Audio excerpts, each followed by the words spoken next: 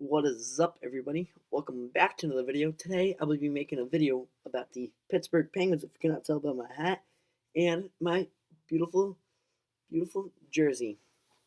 So let's not waste any more time and get into it. If you haven't been living under a rock for the last week or so, the Pittsburgh Penguins have been on a 6-game losing streak. Yes, it's been pretty rough to be a Penguins fan right now in the last week or so. So I just want to go over the last few games. So a few weeks ago, they took the lead in the Metropolitan Division and beat the Toronto Maple Leafs 5-2 at home. And then they played them again a few days later at Toronto this time, but lose 4-0. It was actually a pretty bad game played by the Penguins. Just gonna get the puck in. And then they play the Sabres at home and they lose 5-2. Probably the worst game of the season. I believe, if I remember, Malkin scored 2 goals. It was just a horrible game. And the next game we played, all right, probably the best game we've played in this entire losing streak. We lost to the Capitals 5-3 in DC. Pedersen pretty much lost that game for us. And then the Penguins went to the West Coast California road trip, which was late games for us and the East Coast. So they play the Kings and lose 2-1. And Jack Campbell Cal Peterson. I believe Cal Peterson was the goalie, and he just played amazing. We lost 2-1. Then we lose to the Ducks 3-2. And then finally, the most recent game, we lose to the Sharks 5-0. So exactly a week ago today, the trade deadline happened. So a few weeks before the trade deadline, the Penguins pretty much kicked off the deadline and made a trade for winger Jason Zucker, who is making $5.5 million for the next 4 years. They gave up Alex Galchenyuk, who they got in the Phil Kessel trade, and he was supposed to be a big part of the Kessel trade, but just never really worked out with us. He had 2 or 3 goals, and he played all the games. He missed a few because of injury, but he pretty much played every single game for the Penguins this season till he got traded. Then they gave up prospect Callan Addison. He's a defender, and he was drafted 2nd overall in 2018. I've heard he's a boomer bust type of prospect. I've heard he has good offensive upside, but not the greatest defensively. I've heard comparisons of a Jake Gardiner type of player, but maybe not as many points as Jake Gardiner. So I don't know. And they also gave up a 2020 conditional first-round pick, and it is the Penguins it's their pick. And the conditions are if the Penguins miss the playoffs this year, they have the option to send next year's first round pick instead of this year's. So hopefully that won't happen. They've also made a few other depth moves, like trading away Joseph Blandisi. I liked him. I hope I said his name right too. I liked him, but we also gave up some other guy I've never heard of. And we got Philip Veroni. I don't know if I'm saying that name right. He played last year as a depth role for the Flyers, and his stats were all right. And I'm thinking 45 games or something. He had 10 points or about there. I don't know the exact numbers. I don't remember. And they also got Riley Barber, who is a native of Pittsburgh, and he is 26. And I've actually heard he's been doing pretty good with the Penguins. Wilkes-Barre in a minor league team lately. So that is before the deadline, and then on the deadline, the Penguins trade for Sharks legend and future Hall of Famer Patrick Marleau. I know when I said that, it sounds like, oh my God, they got a big name, great player. He's still good, but he's 40 years old, and he's making league minimum to the end of the season. They gave up a 2021 conditional 3rd-round pick, and it is the Penguins' pick, and the conditions are if the Penguins win the Stanley Cup, the pick will upgrade to a 2021 2nd-round pick. So I wouldn't mind giving up a 2nd-round pick in next year's draft. And then also another trade that kind of surprised me was we traded away Dominic Calhoun for Connor Sheary to reunite with the Penguins. His second stint with the Pittsburgh Penguins. He won 2 cups in 16 and 17. and also get depth forward Evan Rodriguez.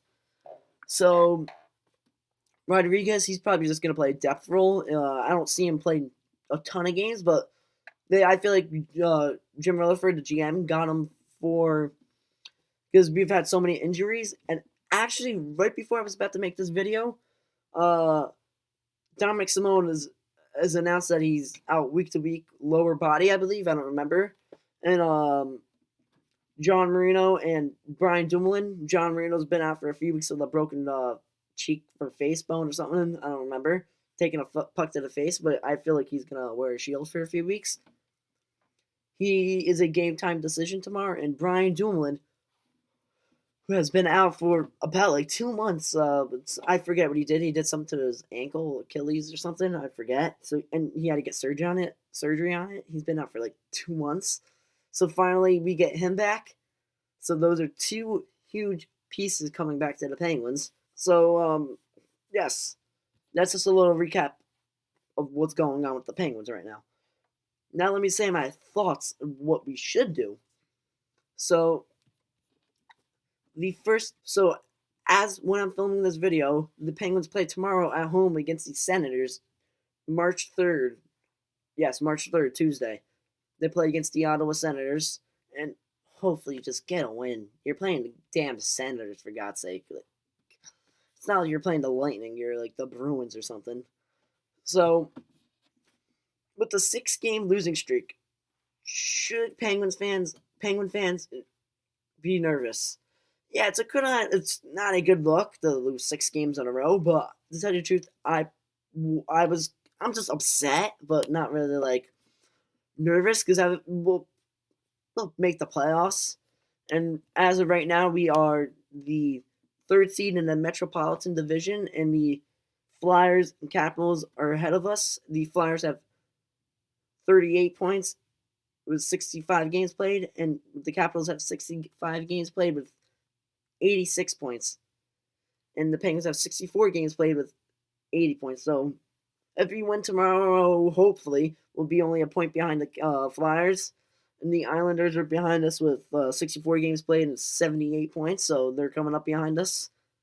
And then there's a few other teams who are still trying to fight for wildcard spots, but I don't know. So I also want to project what the lines will look like when we're healthy. So Jake Gensel, he got injured end of November, beginning this January. I don't remember exactly when. He got shoulder surgery. I can't speak. Shoulder surgery and is out. And they said he was going to be out 6 to 4 weeks. And actually, in the end of the Penguins game, I was watching the Penguins broadcast. At the end of the Sharks Penguins game, the announcer said he'll probably be back for the Stanley Cup Finals if they make it. Of course, it would be nice. And so that's a huge, huge, huge, huge, huge loss. Yes, that sucks. It just sucks. So, what I feel like the lines will look like towards the end of the season, like mid-March, end of March, if everybody comes back healthy, except Gensel. Can't speak. Sorry, again. If I'm just try to put something on the screen here where my finger is. If you see my finger swirling around, I'll try to do something on the screen. So line 1, I feel like for the forwards are going to be Crosby centering Zucker and Sherry, because Crosby and Sherry have chemistry because they played together a few years ago during the Stanley Cup runs, 16 and 17, and also in 18 he played with us. And Zucker and Crosby have been looking pretty nice together. Zucker has 7 points in 10 games played with us, so pretty good acquisition by Rutherford. All right, so the second line is going to be Evgeny Malkin centering Brian Rust and Jared McCann. That's a pretty exciting line. Brian Rust has stepped up a lot and he has a point per game season. He's having a point per game season, 50 games played and 50 points. The third line is going to be Nick Bukestad centering Patrick Marleau and Patrick Hornquist. I'm a big fan of that line. If Bukestad can get up get back up, and it might take him a little bit to get back in a roll of things because he's been out since like November or something crazy. And then the fourth line is gonna be Teddy Bluger centering Brandon Tanev and Dominic Simone or Zach Aston Reese or Evan Rodriguez, whatever one is playing the best and what the coaching staff feels like is working out the best. So that's what I feel like the fourth line is going to be. And then the defensive pairings, I feel like the first defensive pairing is going to be Chris Letang with Brian Dumoulin. The second defensive pairing line is going to be Marcus Pettersson with John Marino. I saw a tweet before. That's what the lines look like in practice today. So, and hopefully Doolin and Marino come back pretty soon, which sounds like they are. And then the third pairing is going to be Jack Johnson with Justin Schultz. I'm actually a big fan of that line or that pairing. And then we have two goalies. We have the All-Star from this year, Tristan Jarry, who was in the AHL last season and just comes up and becomes an All-Star. And then we also have Matt Murray, who's a two-time Stanley Cup champion as a rookie. Yes, kind of confusing.